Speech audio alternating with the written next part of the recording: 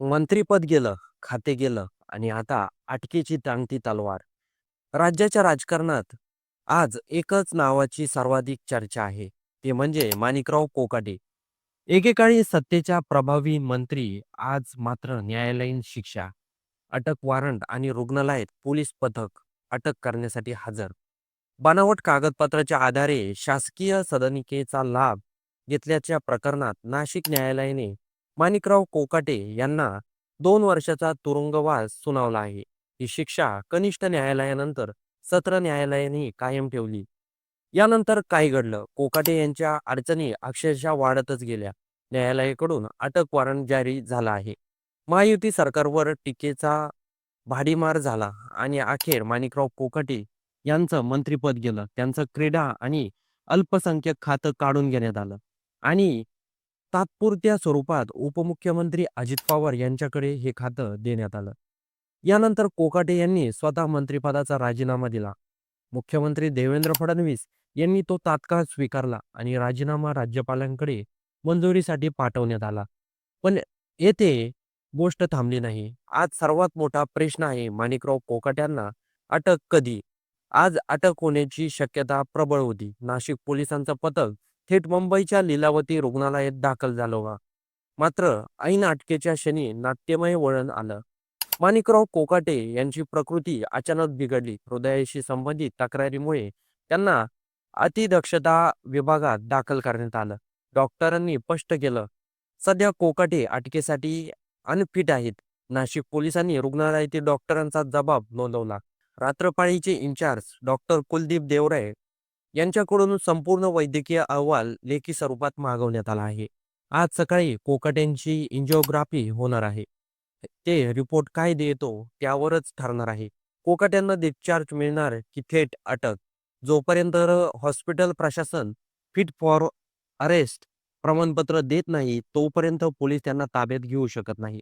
दरम्यान कायदेशीर लढाई सुरूच आहे. नाशिक सत्र न्यायालयाने दिलेली शरण येण्याची मुदत संपल्यानंतर माणिकराव कोकाटे यांनी मुंबई उच्च न्यायालयात धाव घेतली आहे. न्यायमूर्ती आर एन लोढा यांच्या खंडपीठासमोर कोकाट्यांच्या शिक्षेला स्थगिती मिळावी, अटकेपासून दिलासा मिळावा यासाठी दाखल याचिकेवर आज सुनावणी होणार आहे. जर हायकोर्टाने दिलासा मिळाला तर पोलिसांना रिकाम्या हाती परतावं लागेल. पण कोर्टाने नकार दिल्यास डिस्चार्ज मिळताच माणिकराव कोकाट्यांना अटक होणार जवळपास निश्चित आहे. आणखी एक मोठा राजकीय प्रश्न, कोकाट्यांच्या जागी नवा मंत्री कोण? सूत्रांनी दिलेल्या माहितीनुसार जिल्हा परिषद आणि स्थानिक स्वराज्य संस्थेच्या निवडणुका संपेपर्यंत नव्या मंत्र्याची नेमणूक होणार नाही. तोपर्यंत क्रीडा आणि अल्पसंख्याक खातं अजित पवार यांच्याकडेच राहणार आहे. मात्र मंत्रिपद देताना जातीय समीकरण साधलं जाण्याची शक्यता आहे. या शर्यतीत सध्या नाव चर्चेत आहे माजी मंत्री धनंजय मुंडे, अनिल पाटील आणि संजय बनसोडे. तसंच जर मराठा समाजातील नवे चेहऱ्यांचा विचार केला तर प्रकाश सोळंकी, संग्राम जगताप, सुनील शेळके ही नावही चर्चेत आहेत. मात्र धनंजय मुंडेंच्या नावामुळे राजकीय वर्तुळात भवाया उंचावल्या आहेत.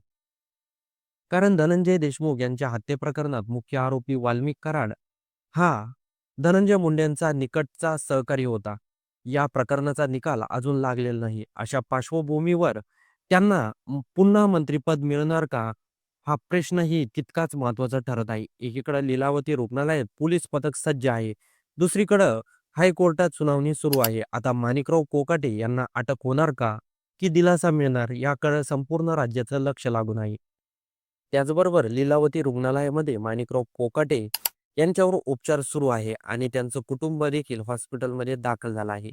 एकीकडे बोललं जातं की माणिकराव निवडणूक तोंडावर आहे, त्यामुळेच माणिकराव कोकाटे यांच्यावर अटकेची कारवाई ही महायुतीचा डाव आहे, असं बोललं जात आहे.